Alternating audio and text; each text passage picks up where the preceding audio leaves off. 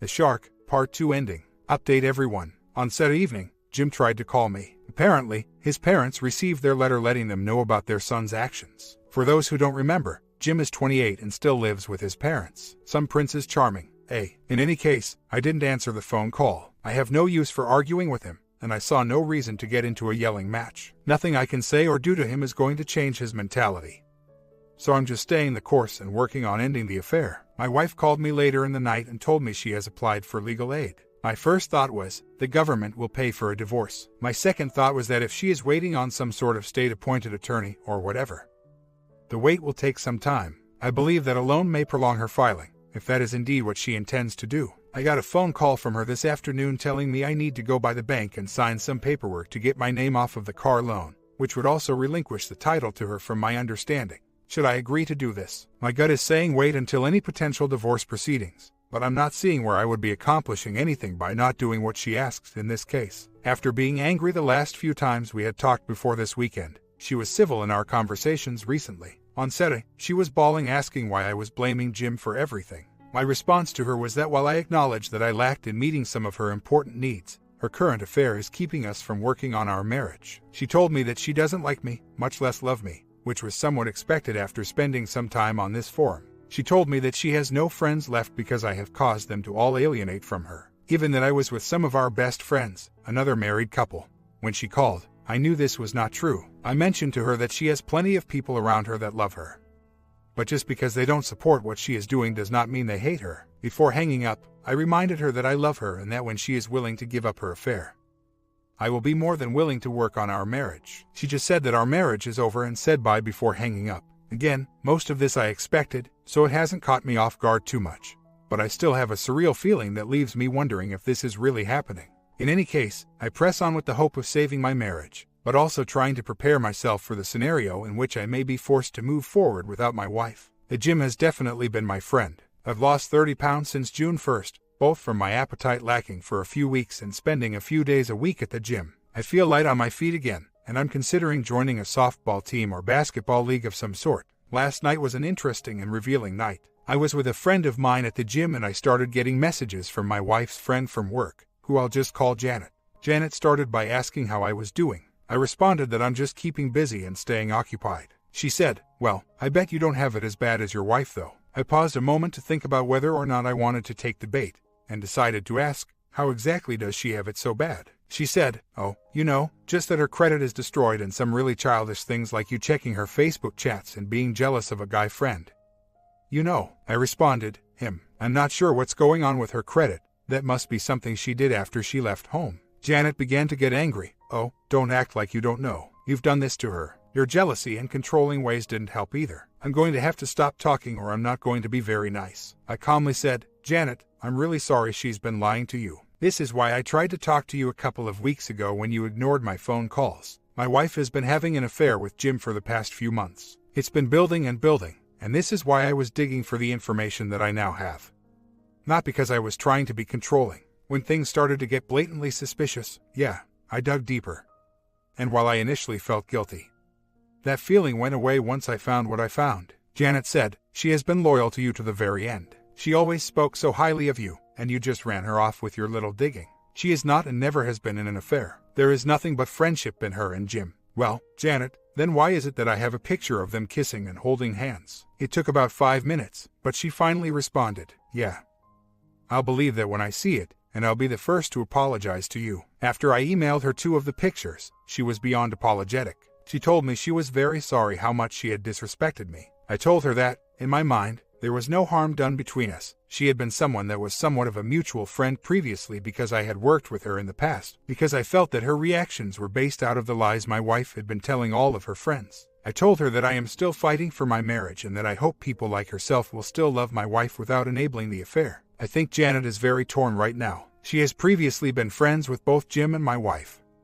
And now she has found out that they've both been living a secret life while fronting something completely different to their friends, such as herself. From what I can gather, many people in their workplace are starting to put together what is really going on. The secret aspect of the relationship is falling apart, and I'll be interested to see what happens from there. I truly hope her friend informs the rest of the people in their group of girlfriends what is really going on, especially since they're all friends with Jim as well. I'm somewhat amazed that my wife and Jim have been able to keep this from these friends for as long as they have. I have tried to expose to these people a few times, but many of them don't want to hear what I have to say. Maybe the one friend that really knows will be able to get them to listen now. I called her general manager. He never returned my phone calls. I called the HR department and they would not even speak to me because I'm not a current employee. My friend that still works there called HR and informed them. They're supposed to be calling him back any day now to let him know if it's something they will even pursue or if it will just be dropped. I'm just going to be honest. Her place of employment is only one store in the largest consumer electronics company around. That should probably give you a clue as to where she works. With that being said, any tips for maybe getting someone to push forward with this in the HR or corporate office? Also, she is wanting me to go by the bank to sign some paperwork to get my name off of the car. Am I going to be causing any harm to myself by doing this? As far as I can tell, it will take the responsibility of the payment completely off of me. But I could be wrong. I'm not going to lie. I feel like I'm reaching the point where I almost don't want things to work out now. I'm not sure if this is a feeling that will pass, but I'm just feeling indifferent to it all anymore. The hurt and lies that she's put me through are just building, and I just don't know if I can care for much longer. I'll always care about her, but I'm starting to feel like if I continue down this road, I'm going to waste a good portion of my life ignoring everything in the present trying to save something that may not ever work out. My thing at this point is I have literally lost all desire to even work on things. I'm tired of trying to argue with her friends when they contact me. I'm tired of arguing with her. And most of all, she's been so hateful to me that even though I expected it, it's just taken away any desire I had to work on our marriage. I have an appointment with my doctor tomorrow afternoon to see about some anxiety medication. I didn't think I would have to go to this length, but it's gotten to the point where I'm letting stress and anxiety build. And the smallest thing ends up setting me off into a day-long fit of depression and anger. If that makes sense, I'm really struggling with trying not to be angry. I'm angry because I feel like I spent the last 7 years of my life revolving everything around someone who likely didn't care about me as much as her own happiness in any given moment. My problem is and always has been that I tend to have a low level of confidence around people in general. That isn't to say I don't like myself or anything like that, but it wouldn't surprise me if my doctor assesses that I have social anxiety disorder, which both my dad and brother have been diagnosed with. I'm not really sure what I'm supposed to be doing or feeling at this point. I truly feel like the marriage is as good as done. I've lost the desire to even fight the process. I thought I could stand strong, but now I'm asking myself if it's even worth it in the end. Even if she comes back, we would still have a long road ahead as far as repairing the marriage, and my guess is by then, years will have passed and I'll end up resenting her and myself for waiting around for so long. I have considered Plan B. The only problem I can see with writing a letter to her like this is that she will likely think, so. I already told you earlier this week I never want to speak to you again. Obviously, words spoken out of anger, but hopefully it makes sense what I'm saying. The doctor put me on Celexa, so I'm giving it a shot. I don't really want to talk divorce, but it's more because I'm just tired of it all as opposed to wanting to fight for my marriage. I almost feel as if the feelings that I would be trying to save by moving to Plan B are indeed already gone. I still love her. I just don't want anything to do with her right now. It's been nearly a week since I've had any form of contact with my wife. On Friday evening, I headed to the driving range. Her best friends, or at least her best friend now since her longtime best friend won't speak to her, house is 2 blocks away from the driving range. And I noticed that both my wife's and Jim's cars were parked out front. It simply amazes me that her best friend knows what is going on and is supporting it. I'm sure she's heard all kinds of terrible things that forced my wife to her affair.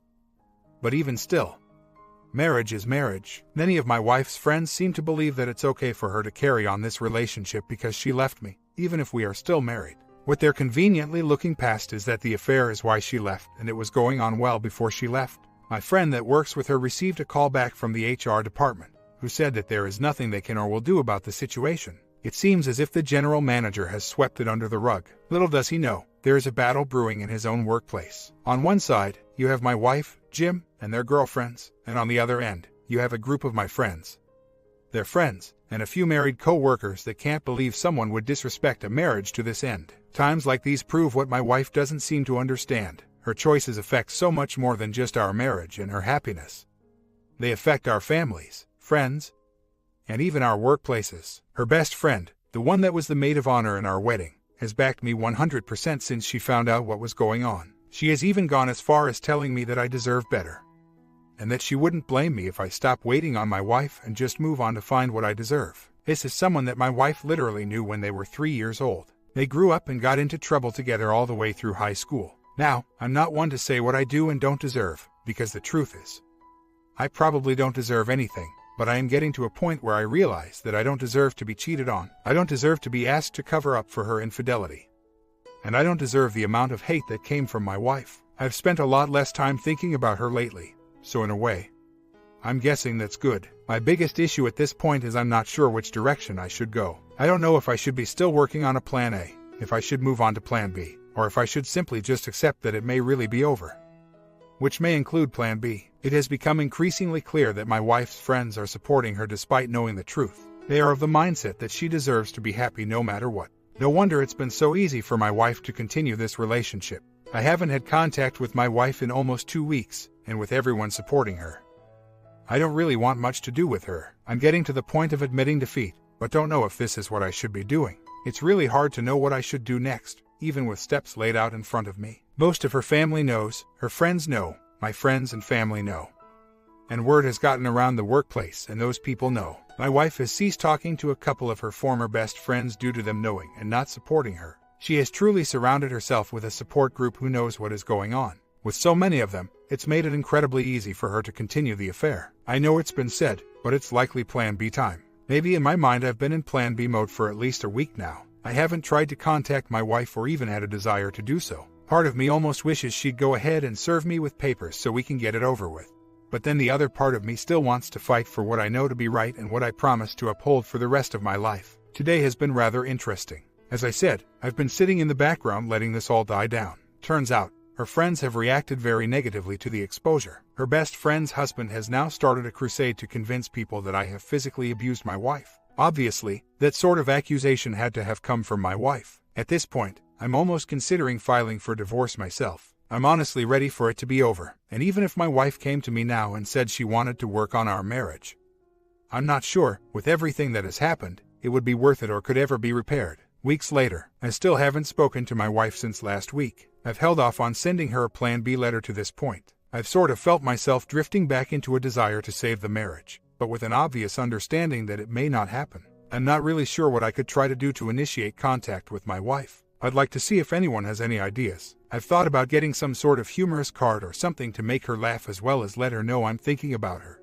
I'm just not sure what is reasonable, acceptable at this point. I just saw my wife for the first time in over a month. When I walked out of work for lunch, went to get in my car, I heard my name. She was across the street at the library. I'm not sure how long she had been waiting there because I took my lunch later than usual. Before she left, we had gotten a student loan consolidation in process for her. Turns out, they just finalized it and needed some more paperwork. Since I had handled most of it previously, she was unsure of what to do. Also, since we are still married, the paperwork called for some of my info. I told her I would fill them out and make sure they were sent in for her. She started talking about being worried about me cutting her off of the health insurance. Her rheumatoid arthritis has flared up so bad that one of her ankles is keeping her from walking well. I told her I will not cut her off of the insurance because I care for her too much to leave her without medical care should she need it. She asked if I could get the crutches for her. I will have those for her this evening. She started tearing up pretty good at this point. She talked a little about how her living situation with her mom isn't good. I think reality may be hitting her a little. I could be wrong, but I think she wanted to see me. Jim isn't working today and she could have been hanging out with him. And she definitely has other people she could ask to explain the paperwork to her. I just tried to stay positive and focus on her needs in the little bit of time we were together. I broke down after I drove away because it's hard to see her physically hurting like she is. But at least felt confident while I was around her. We'll see what happens from here. I've prepared an email that I wanted to run across here before sending. Wife, it was good to see you today. That form is in the mail. Let me know if they send you anything else and I'll help you with it. I'm here should you need anything, so please do let me know. I got your crutches out of the storage shed earlier. I can get them to you as early as this evening if you aren't working. I'll be heading to the gym for a few hours so I'll be out and about. I'm really sorry that your arthritis is flaring right now. Don't worry about the health insurance. I won't be taking you off of that. You need to keep up with your medical coverage. How are your lungs doing? Please take care of yourself and let me know if there is anything I can do to help you out. I love you. I just got a response from her. Thank you for doing those papers. I'm working but I can get them after I get off. My lungs don't bother me anymore, it's just spreading all over my body again and I don't know how much worse it's going to be this time. I know it's because of stress. Just please don't cut me off the insurance and tell me when I need to give you money for it. I'm glad that you seem to be doing better because our lives are going to be separate now and I do want you to take care of yourself also. Just please don't mess with my life anymore. I've got mixed feelings here. Just reminding myself that she's in the fog. I met with her this evening to give her the crutches. I had just finished at the gym, so I was still in my workout attire. Having been over a month since she had seen me before today, she definitely noticed a difference. She got out of the car and started grinning from ear to ear once she saw me. She tried to play it off and we joked around for a few minutes. We stayed and talked for a few minutes about how each of us is doing. She shared some things with me about her mom, something I know she isn't sharing with just anyone. Either way, I felt it went fairly well. The weekend went pretty well. I met with her to give her the little care package I had prepared. She brought me some muffins. She seemed very discouraged and started talking to me about how her condition is really limiting her right now. She will be visiting her doctor again this upcoming Friday. Yesterday, I sent her an email just telling her to keep her head up and that I believed she would get to feeling better. She sent me a response thanking me, saying she hoped I was having a nice day. And thank you for the care package, especially the walnuts because they are delicious. All in all, not bad. I've at least got her talking again. A friend of mine that works with her seems to get the feeling things between Jim and my wife aren't as perfect as she wanted. Said they aren't speaking to each other much at work, while it in no means says the affair is on the downswing. I think it's maybe a positive sign. I'm just going to keep doing what I'm doing and work toward winning my wife back from her affair. I really get the feeling we could be stronger for it if we can ever truly recover. I've done a lot of thinking today about where I am personally. As many of you may remember, around a month ago, I was completely burnt out. I was ready to throw in the towel. Then, it was like I woke up one morning and had my second wind of sorts. I don't feel desperate at this point like I did before and certainly feel more prepared. You have all helped me a ton and I appreciate the support and guidance I've received here. I have a certain confidence that things may be getting on a better path, but I'm also cautious enough to not get overzealous and to protect myself as well. As I mentioned, my wife has a doctor appointment with her rheumatologist on Friday. She has never liked going to these appointments alone, so I intend to send her an email around midweek to let her know that I would be happy to take her if she doesn't feel comfortable going alone. She will likely get some fluid drained out of her left knee and her right ankle. We emailed back and forth a little today. It turns out her doctor appointment got pushed back to next Thursday because her doctor will be out of the office tomorrow. I offered her some encouragement and she seemed to appreciate it, although she didn't really say a whole lot. I'm not sure what's going on in Affairland at this point. I'm just assuming it is still ongoing. It isn't as if we are spending a ton of time together as it is, so I'm just working toward trying to assure that she sees that I can meet her needs enough to at least consider coming to the table and ending contact with him. A big issue for us was a perception that I didn't help around the house or give her the attention she wanted or needed. As an accountant, I no longer work in public accounting, but work for a company as an internal accountant. A close family friend came to me near the end of last year asking for my help for his business because his accountant had gotten 17 months behind. He was willing to pay very well. I took on the project, and much of my free time at home was spent working on it. In my wife's eyes, she saw me sitting in front of the computer ignoring her, when I was really trying to make money to help support us. When you add to it that I've been working on breaking into the field of sports journalism and actually landed a weekly column in our local paper, I spent a lot of time working in which she saw me following sports and playing on the computer. It was irresponsible and ignorant on my part. I'm dealing with a lot of anxiety right now. I feel very angry. While watching college football with a friend last night, his fiancée was there, who works with my wife and used to be in their clique until she didn't support the affair. She overheard a conversation between my wife and Jim at work in which one of they seemed to be jokingly arguing about who left the air conditioner on the night before. I feel like I've been punched in the gut. More than any time before, I feel the urge to confront Jim and maybe give him the respect he deserves by knocking a few teeth out. I know it wouldn't do any good, but it's still a hard thought to get rid of. I'm angry all over again about the level of disrespect he showed by blatantly pursuing my wife. This has led me to go back and read some of their Facebook chats. I know, not exactly healthy for me. And he quite obviously told her at one point, "Yeah, I just decided I wanted to talk to you one day even though we worked at the same place for 3 years and never spoke. So I just brought you some food from fried chicken for lunch." I just can't understand how my wife, or anyone for that matter, doesn't see this for what it is. I get the feeling that until she feels pressure from her friends to do the right thing, the affair will continue. The friends that don't support the affair don't want to say anything because they don't want any backlash from the other friends. It's really a tough situation. I just wish people could do the right thing. I miss her a lot right now. I keep asking myself how I could miss someone that has no regard for my feelings and emotions, but I can't come up with an answer. The biggest thing I've struggled with recently is being over-analytical. I've always been someone that analyzes the things people do and speak. Before I met my wife, I tended to deal with a lot of social anxiety. She has, to this point in my life, been the only person I've ever felt comfortable around. It's really hard not having her to talk to on a day-to-day basis. I believe if I tried, he would go hide somewhere in the store. The friend I was watching the game with last night had been in the store one evening and saw him and even specifically asked for him to help him with a computer.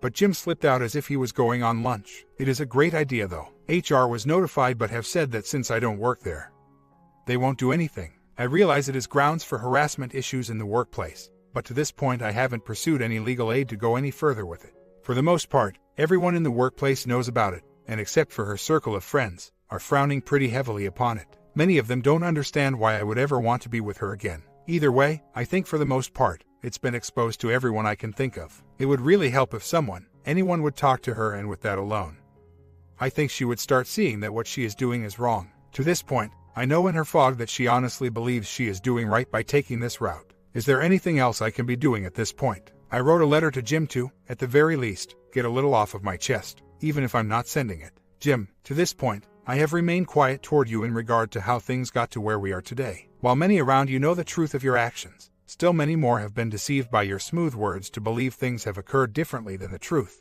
In many ways, it wouldn't surprise me to know that you have started to believe the lies yourself.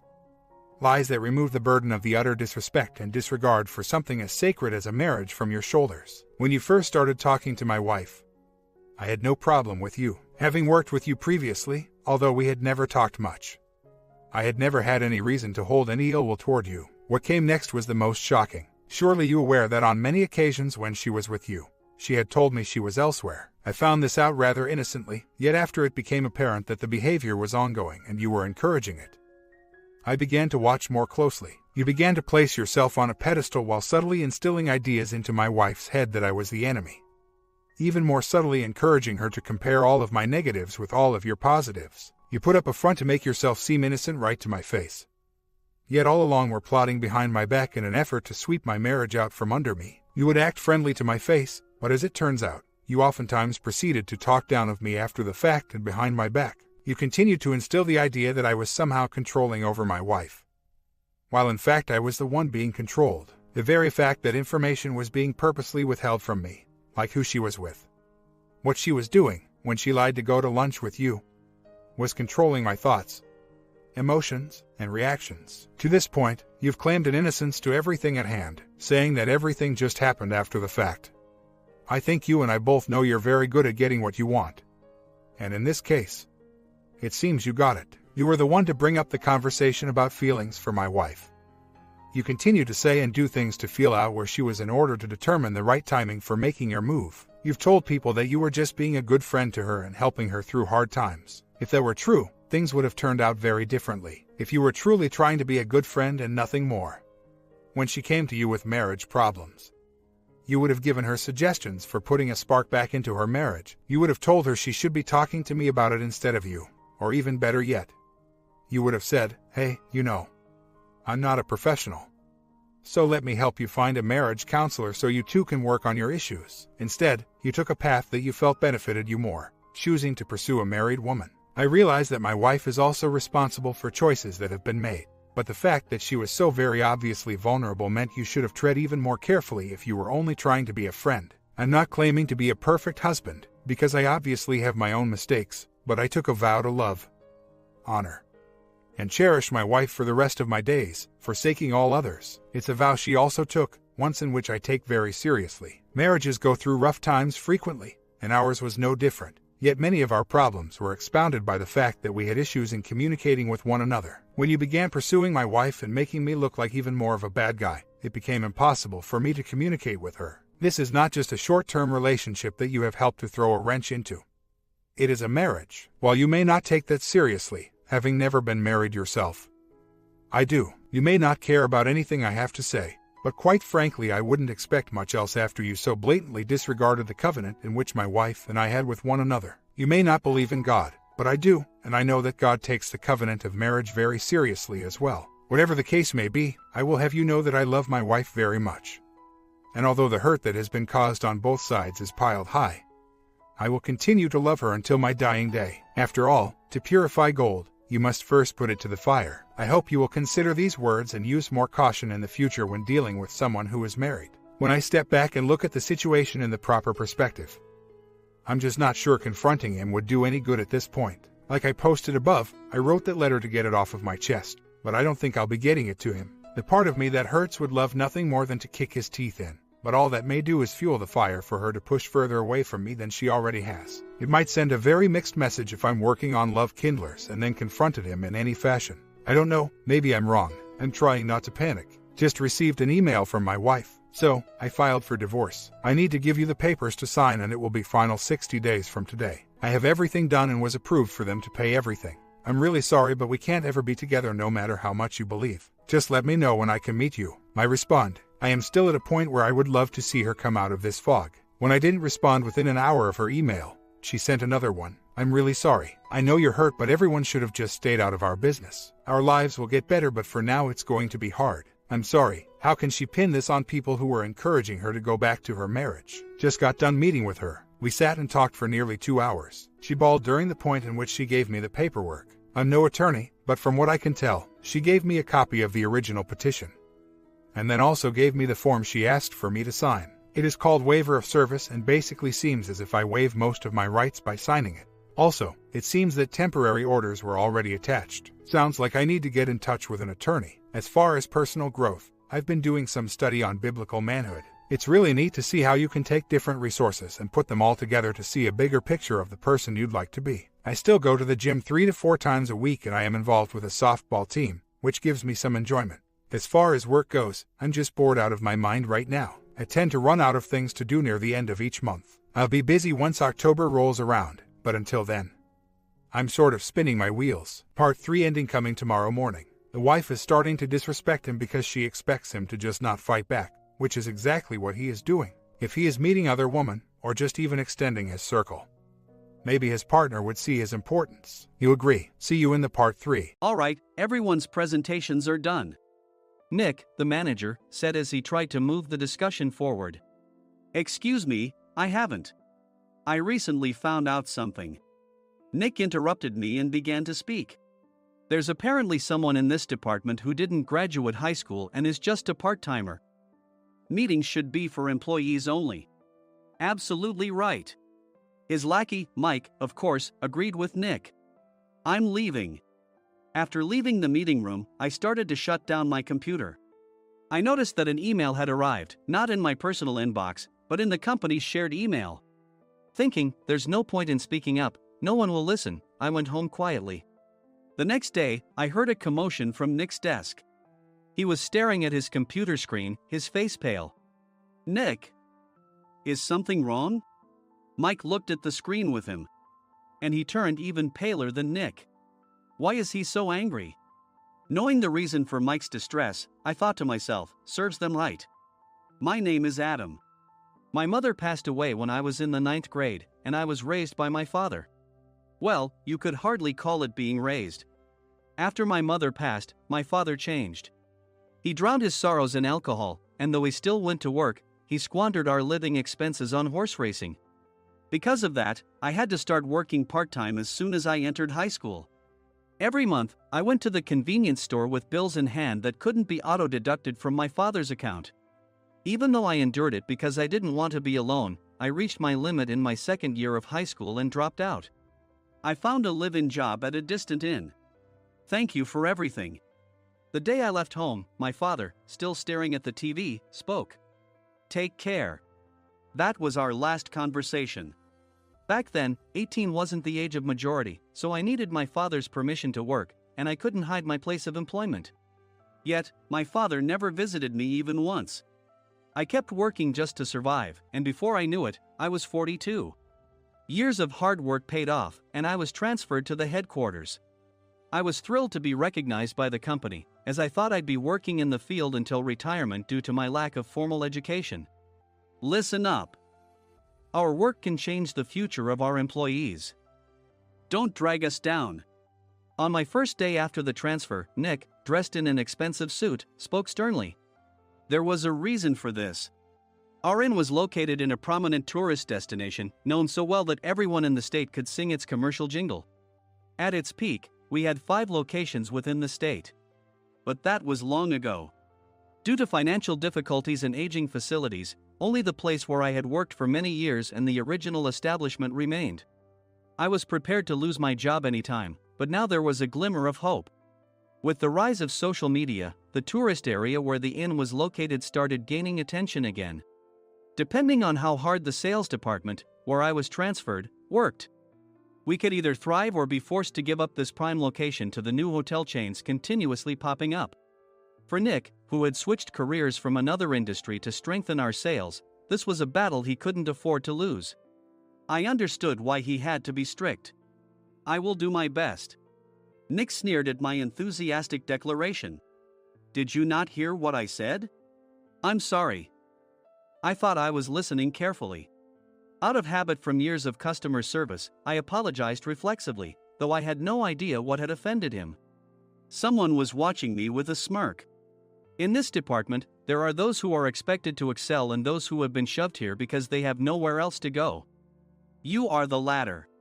It was Mike, the section chief. He's 7 years younger, at 35. But he was called to headquarters much earlier than I was and had been moving around within the headquarters ever since. I'm not jealous, but I can't accept that he's my boss. Graduating from a prestigious university, he has an unusually high pride and caused many problems as a newbie, making things very difficult for me when I was the front desk leader. When I found out Mike was transferred to the sales department a month before me, I was disheartened. Mike is right. With just a middle school diploma, there's not much you can do. Don't even think about achieving results. As if I didn't exist, Nick remarked, "I'm thirsty." Mike eagerly ran to the coffee maker. It seems Mike is Nick's lackey. I regretted being happy about my transfer to headquarters, wishing I had stayed on site forever. Send a direct mail to every company on this list by the end of the day. Nick only assigned me tasks that even a new graduate could handle. What? There are over 1,000 companies. You want me to send to all of them by today? Yes, if you and your fellow misfits split the work, even those with nowhere else to go should finish by today. I glanced at the employees typing away expressionlessly. They were worn out from customer service, only thinking about leaving on time, or were women reassigned after having children, with zero motivation for work. Even Sam, a new graduate from the same university as Mike, who was supposed to be among the expected achievers, had no enthusiasm for the job, having joined the company wanting to do customer service. "I don't care what they say, I plan to quit any time," he said. Only Nick and Mike were highly motivated, making all the decisions between the two of them.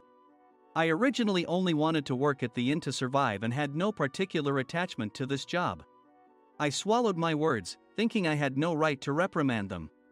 About a month after the transfer, Nick told us with a frustrated look, "To commemorate the 50th anniversary, we've decided to create a plan exclusive for one group per day." Originally, Mike and I were supposed to come up with it, but our president, Mr. Thompson, insists on hearing everyone's opinions.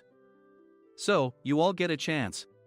As Nick explained, Mike began handing out prints. "Make sure not to embarrass Nick. If your ideas are half-baked, you'll have to redo them." It seemed that they had printed his handwritten notes by Mr. Thompson, which included several questions and a section for free responses.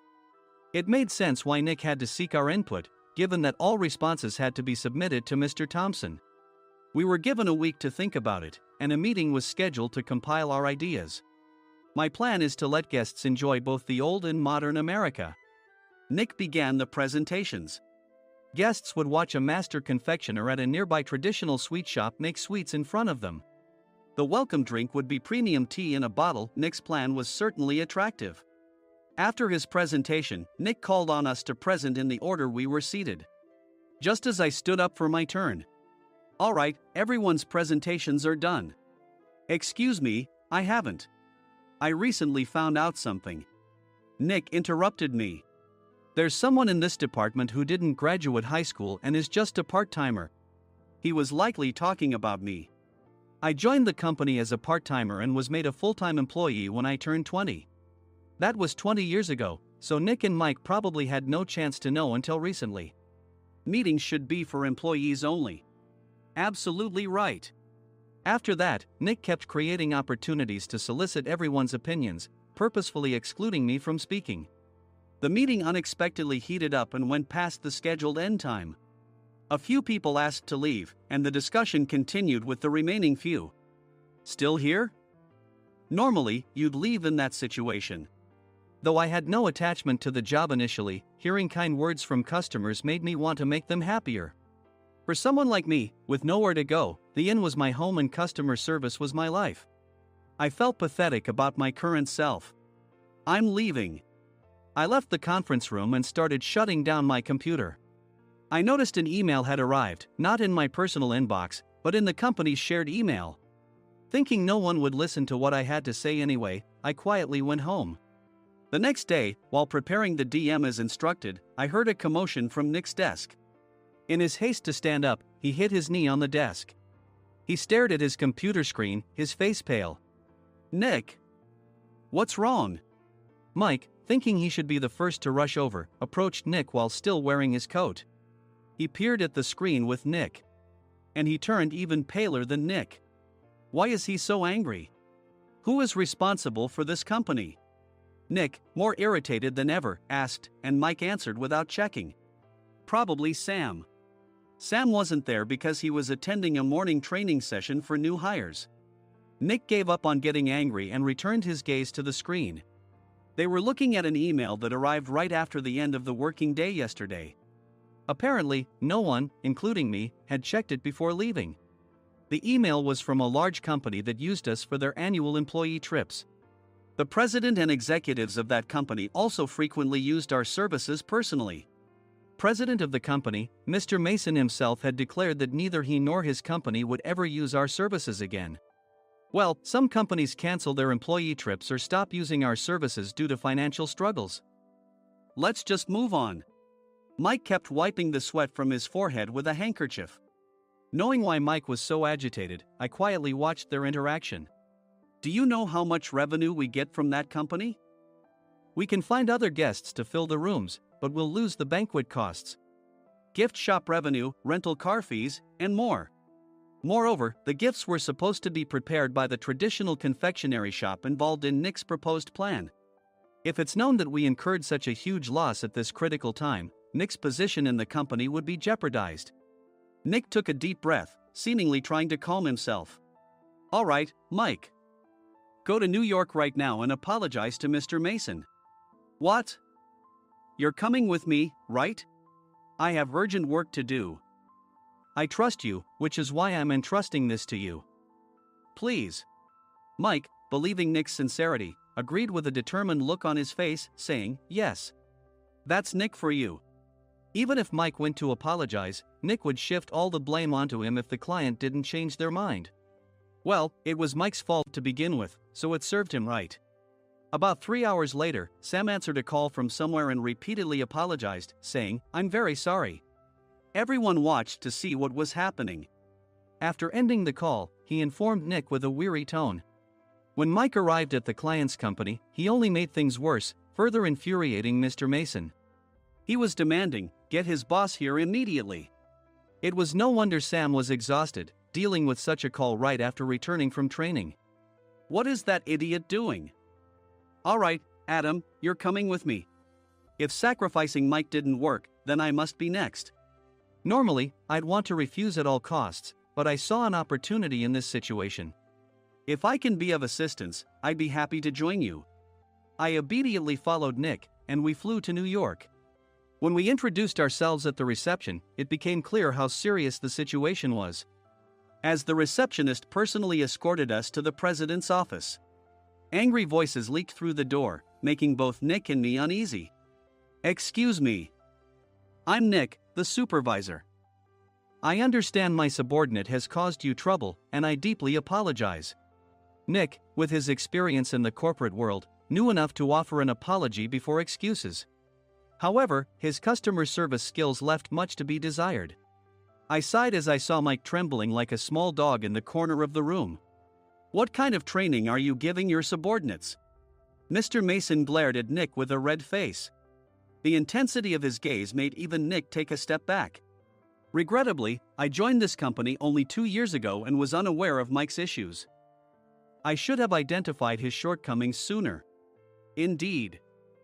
I should have realized sooner. No sensible person would come to apologize and then give a lengthy presentation on the drawbacks of not using their inn. Nick froze, his mouth slightly open.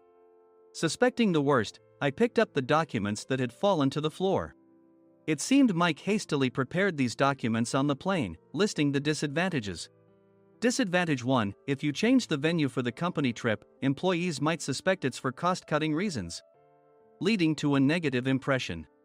Reading it aloud half-jokingly, Nick snatched the papers from my hand and checked the contents with a furious expression. Among the stack of documents was a receipt from a nearby convenience store's copy machine. I felt a pang of dread, hoping he hadn't shown the receipt as well. What do you think he said when I asked what kind of nerve he had to do this? I'm very sorry. Faced with the dire situation, Nick must have thought there was nothing left to do but apologize. In a voice smaller than I'd ever heard from him, he uttered words of apology. He said, "I'm a Harvard graduate. I don't believe I said anything wrong." Mike! What have you done? Forgetting his plan to pin the blame on Mike, Nick yelled loudly, even in front of Mr. Mason. "I didn't do anything wrong." "You're still saying that? Look at him." Mike pointed at me with a shaking hand. "I was assigned to headquarters in my 20s and now I'm a section chief. This guy only made it to headquarters at 42. Everything I've done proves I was right. So why are we losing the contract?" Having said his piece, Mike collapsed to the floor. "Of course. You were sent there because you had nowhere else to go." Mike never expected to hear such words from someone he looked down upon. He lunged at me, and Nick hurriedly stepped in to stop him.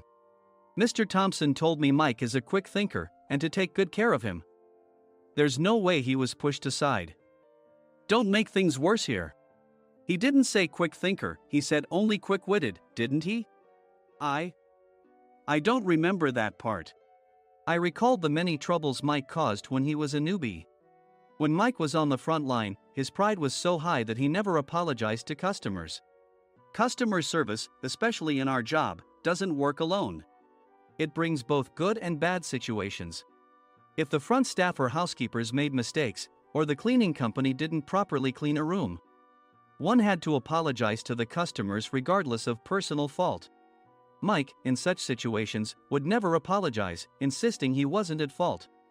This often angered customers, and as the front desk leader, I frequently had to apologize on his behalf. He caused complaints and disrupted operations, which is why he was quickly moved to headquarters. In departments where he didn't interact directly with customers, his quick thinking was beneficial and things went well.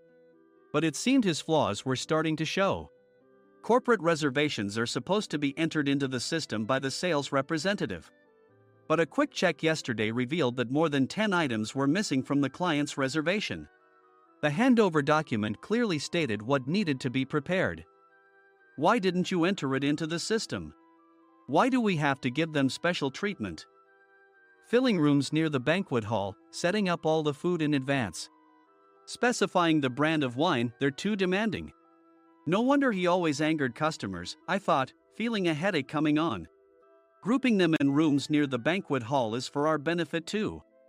It makes it easier for the staff to set up beds and serve breakfast since everyone's schedule is synchronized. As for the other requests, Mr. Mason suggested them to lighten our load. I didn't know that. Nick finally seemed to realize that Mike was the one who had angered the client. What did you say to them? I just told them we wouldn't give them special treatment anymore. We shouldn't waste effort on things that don't bring in money. I was utterly exasperated at his lack of understanding of customer service. Of course, we shouldn't comply with unreasonable demands. But carrying over successful practices from past stays makes customers feel remembered and enhances their experience. Good memories encourage repeat visits. That's part of our job. I looked down at Mike, who was sitting on the floor. In our job, nothing is a waste. Mr. Thompson likely moved you to the sales department, hoping you'd finally understand this. How do you think he feels now that you failed to meet his expectations?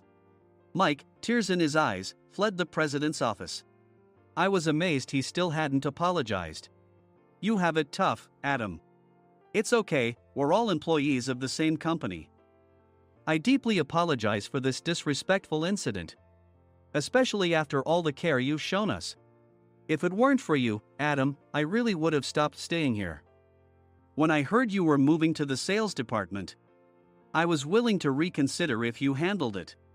Seeing us talk so amicably, Nick's face contorted. Do you two know each other? Adam's service is excellent. I always requested him specifically. Normally, we don't accept specific staff requests, but we made an exception for Mr. Mason, adjusting my shifts accordingly. He had personally stayed at our hotel just before my transfer, and during casual conversation, I mentioned, I'm moving to the sales department soon. If I hadn't told him then, things could have been much worse. Please continue to take care of us. I look forward to it. On the return flight, Nick awkwardly offered me a can of beer. It's still working hours. Of course, I had no intention of forgiving him for a single beer. Nick might try to pin everything on Mike and avoid any consequences. While pondering this, a startling fact came to light. Nick, the tea bottles for the plan have arrived. I handed Nick a bottle labeled with our inn's name. They look good. What are you talking about? These are plastic bottles. I had assumed we would use the trendy, high-end bottling tea. But what arrived were ordinary plastic bottles of tea with customized labels. The only unique aspect was the label, which had the inn's name, making it look customized. Upon further investigation, I discovered that a substantial amount of money was set to be paid to the tea company. It was priced like bottling tea. Does this plastic bottle really cost $100 each? The tea inside is specially blended for us. The extra cost is for that. Wouldn't it be better to use another tea company? Or is there a specific reason we must use this one? As Nick continued to make excuses, I showed him a printed email. I informed the tea company's president, Mr. Mitchell, that we discovered irregular payments and he confessed. He said you two were high school classmates and planned to split the extra money. That idiot. Why did he confess? That's not important. You should worry about yourself, this could turn into a police matter. Opening the bottle cap, I suggested. How about calming down with this tea? It supposedly has a relaxing effect. Nick drank the tea frantically. In the following days, decisions were made about their fates. Mike was reassigned to the General Affairs Department, with no chance of transfer or promotion, as per Mr. Thompson's orders. As for Nick, since the payment to the tea company hadn't yet been made, he narrowly avoided legal trouble. Instead, he was encouraged to leave the company, and to avoid further complications, Nick submitted his resignation. Rumor has it that connections between HR departments have made it difficult for him to find new employment. Even though it was good to have those two gone, something unexpected happened in the sales department. Everyone became motivated and united in refining the 50th anniversary plan. In the end, my plan was adopted. We collaborated with the Tourist Information Center to provide personalized guides. The plan, tailored to the number of guests, was truly special for the 50th anniversary. Hey, is Adam's family coming to stay? I immediately booked that special plan for my family. Sam noticed it on the reservation list and quickly picked up on it. Yes, I'm inviting my father. That's great. I might invite my parents too. I lacked the courage to face my father just as Adam. But here, with the confidence Mr. Mason praised, I felt ready. The 50th anniversary plan was a perfect opportunity to reconnect with my father. I hoped to bring back the days when we could laugh together as we once did.